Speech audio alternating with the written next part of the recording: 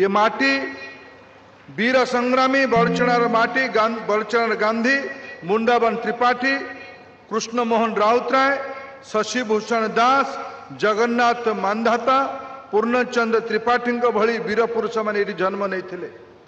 मान्यवर नीलमणि सामलकर एटा है जन्मभूमि।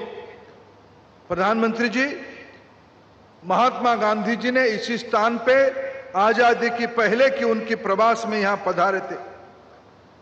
ख्रीष्ट पूर्व के समय में महात्मा बुद्ध की एक बहुत बड़ा ज्ञान केंद्र इसी स्थान पे था।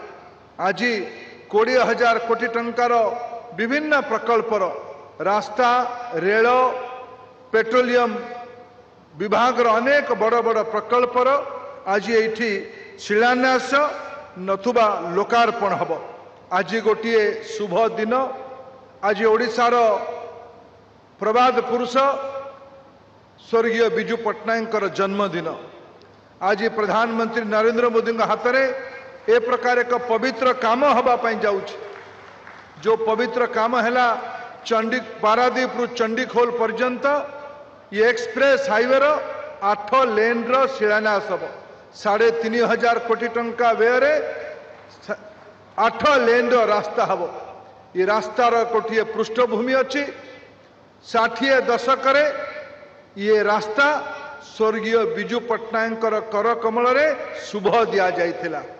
ये रास्ता 4 लेन है जितेबले देशर प्रधानमंत्री श्री अटल बिहारी वाजपेयी थिले।